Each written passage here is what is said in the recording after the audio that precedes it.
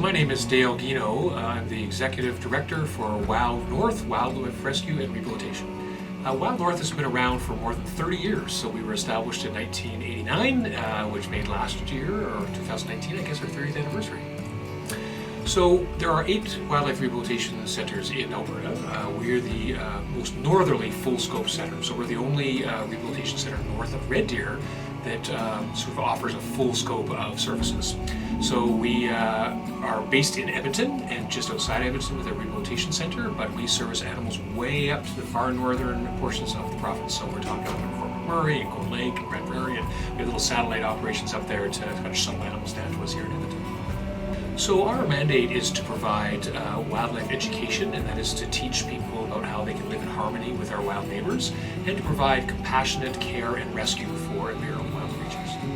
Yeah, so we provide a variety of educational opportunities for people to learn about wildlife and to learn how to live with wildlife. We're in many schools throughout the course of the year. Last year we taught a little over 9,000 school children in the greater Edmonton area. We also do provide interesting adult courses where they can learn about. So one of them, for example, is our wild photography course, where you can learn how to go out there and ethically participate in wildlife photography. And we have guides that will take people out and get some fantastic shots. And again, another opportunity just to learn about the creatures that are out here in Alberta. So WILDNorth, like all of rehab in Alberta, is heavily dependent on our volunteers. We are chiefly a volunteer-run organization. We only have 10 staff here and about 240 active volunteers that help us do what we do. So this would include everything from administration and maintenance volunteers that help us with our facilities and logging all of the animal information that we get, to rescue volunteers, animal care volunteers, and even transport volunteers that help bring animals from sort of the more remote areas of Alberta to us to our animal hospital here in Edmonton. So if you find an injured animal anywhere in Alberta, you should try to contact your local rehabilitation centre. If you're in Barrhead, that would be us here at WILDNorth in Edmonton. So we would encourage people to first ask before they act. So in other words, go onto our website first at wildnorth.ca. There's some great information there that might be able to help you cope with your situation. And if not, there's a helpline number there that you can call one of our representatives here at WILDNorth that can help walk you through the situation. So if you find an animal you think is injured, we might walk you through a way that you can help it, or in extreme situations, if it's a very difficult scenario or perhaps a dangerous animal, then we can dispatch one of our rescue team members to go up and lend a hand. So spring has sprung. It's upon us, and we do deal with a disproportionate number of orphaned animals every year. So this would include things like goslings, baby geese that are often abandoned. Ducklings, we can get as many as 300 ducklings every year. Sometimes these little guys, when mom's trying to navigate the city and she's leaving her nesting site to try to find water, the babies are following behind her, and they'll follow to these sewer grates and go down, and we have to rescue them out of the sewers, and of course they've been displaced and don't know where mom is. Spring is a time for baby hares. Lots of these young hares that are, and the interesting thing with those animals and other animals like porcupines and deer, are that mom will leave them for very lengthy periods of time to their own devices, and often people come across them and assume they're abandoned when really they're not, and we call these accidental kidnappings. People grab these little guys. So I would encourage people with this springtime, if you think an animal is abandoned, again, that adage, ask before you act.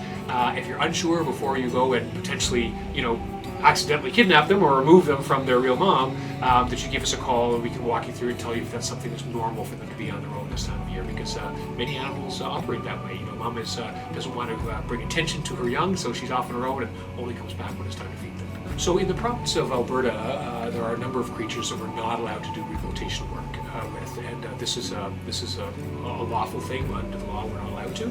And this would include the adult members of the large carnivore and ungulate families. So we're talking about things like adult bears and wolves, adult mountain lions. We're not allowed to do that. We're also not allowed to take in adult ungulates, so adult moose, adult deer, adult elk, things like that. But we can deal with the babies of most of those species, and pretty much every other wild animal you can think of in the province of Alberta. So those animals that we're not allowed to rehabilitate are under the purview of Alberta Fish and Wildlife. So they don't do wildlife rehabilitation, but there are other tools that they have in their shed that they can sometimes implement to help animals like that. So animals can sometimes be relocated, for example, and in severe circumstances to avoid suffering, they can be humanely put down, and they'll sometimes ask us to participate in that, so that can save them from passing away or suffering along an arduous suffering, freezing to death or starving, we can help. But no actual rehabilitation in terms of taking them in, providing surgeries or medical care, and re-release is allowed in Alberta. Right, so our animals come to us in two different ways. Either they're brought in by the public, so they generally have called us ahead of time. We walk them through a way that we can capture and contain those animals, and they either brought them in personally, or one of our transport drivers has picked them up from that public place and brought them in. Or they're brought in through our dedicated professional rescue service, where one of our people is actually dispatched to go out and conduct the rescue and bring them in. But either way, when those animals arrive at our wildlife hospital here in Edmonton, and that's generally when they come first, when we fill out an intake form that gives our caregivers all the information they're going to need to provide the best possible care for that animal. And then it's taken as the animals physically, along with that paperwork, is married with our care staff, who then give it a thorough exam, and then our professionals who've been in this business for some 30 years, and we have an on-site veterinarian, a number of vet techs that work with us here as well at WILDNorth, and volunteer veterinarians as well from around the city. We'll assess those animals and determine, if they need a surgery, do we need to do an x-ray? We have a surgery suite and radiology right on site here, so they can provide those professional medical services. Once stabilized, if it's determined that they've got a chance of getting back out into the wild, they're sent to our Rehabilitation Center in Parkland County near Spruce Grove, where they will be put in large flight enclosures or large wildlife runs, where they can rebuild that muscle and can heal up before we can actually get them back out and release them to the wild where they belong. Oh my goodness, I've been in this field for 35 years. I've been doing this for a very long time, and I've worked with wildlife rehabilitation centers all over the country. Well, in Ontario, I was the founder of a wildlife park there. It was the largest wildlife rescue in the province, and I directed it for 20 years. And one of our functions there was not only to provide care for wild species, but also to conduct rescues for improperly kept or illegally kept exotic wildlife. So I did all the exotic wildlife rescues for the Ministry of Natural Resources in Ontario, which meant that I was taking tigers out of basements and venomous snakes out of homes. I took an alligator out of a bathtub once, even a hyena out of downtown Toronto. So some really crazy stories. I've also had some interesting experiences with native wildlife, including interacting with just about everything you can think of. And here with WILDNorth in Edmonton, my experiences are very widely. Last week I was 3 stories up in a spruce tree with a porcupine under my arm, climbing down, trying to bring it to safety. I might be on the water, trying to net a pelican off the water. Last year we were at a lake about an hour out of Edmonton, where we actually followed an injured pelican to an island. It was covered in about 400 gull babies, and we had to watch where we were stepping around when we were trying to rescue this gull off the island. So it's never boring, and there's never a shortage of really interesting and exciting opportunities. And the most fulfilling part, of course, is when we know we're doing our best to try to capture these animals in a humane way, and when we get to release them back into the wild is the best job of the best part of the job. So it's a revolving door around here. We always have different animals coming and going into our hospital, being transferred out to our wildlife rehabilitation center. Currently we have a curious trio that live together. We have a pair of Canada geese living together with a mallard duck. And they all have varied and interesting backgrounds, as always. The smaller of our 2 geese here was, unfortunately, is now recovering from a gunshot wound. Our duck was recovering from a wing injury, and this big fella, the goose here, is actually an imprint goose. So somebody spent a little too much time with him when he was young. He thinks he's a person, and we're working hard by introducing him to our first goose to help convince him that he's actually a goose, so that we can rehabilitate him in a healthy way, and he can learn how to be a goose and migrate with the other geese and survive properly in the cityscape. Yeah. So now that it's spring, this is the time when a lot of our migratory birds are returning to the area. Geese right now are jockeying for nesting sites, trying to find the best place they possibly can. So the key is, if you don't want that goose nesting on your balcony or nesting in a parking lot in front of your business, we want them to nest in areas that are both safe for you and safe for the geese. now is the time to deter them. So when they're coming and trying to build nests, we want to shoo them away. We can set up flagging tape or things that kind of blow in the wind or some motion to keep them away. And geese also like to nest in big flat areas where they can see possible predators around. So if there's visual barriers there, shrubbery or other physical barriers, they're less likely to nest in that area. So these are all things you can do to deter them from nesting there and encourage them to nest in places where they can stay healthy and happy. And once that nest is there and the eggs are hatched, these birds are federally protected animals. You're not allowed to do anything, so you have to wait for that full month until the babies hatch out and mom will lead them to water and they're on their way. Living with beavers can be very challenging, and there's no other animal besides people that can alter a landscape like a beaver can. I mean, they have dams that are so big you can see them from space.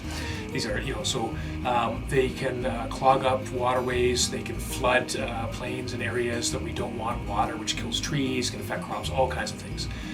Keep in mind, if you trap out a beaver from that area, you're going to have to do that every year. If you have a beaver there, it's suitable beaver habitat. And the way it works when beavers have young, they work their way down that water system and they continue to work down until they find a vacant space for them to occupy.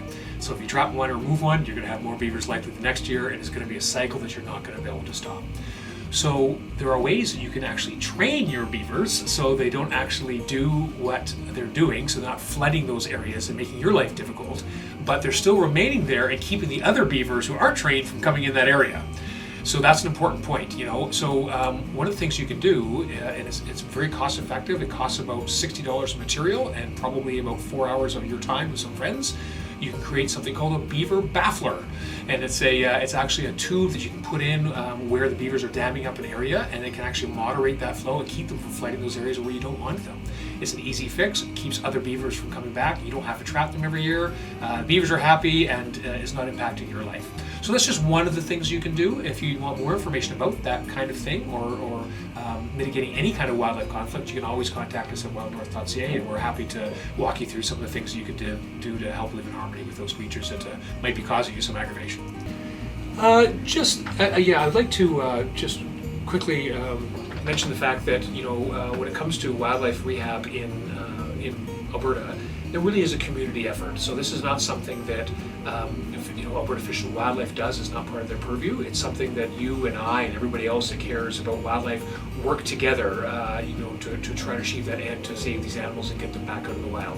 So we really appreciate people looking after these animals, and we would encourage them, if they have questions, if they've come across something and they're not sure what to do, or even if they should do anything, contact us here at WILDNorth.ca, and we'll be happy to give the advice and do what we can to work with you to help those animals.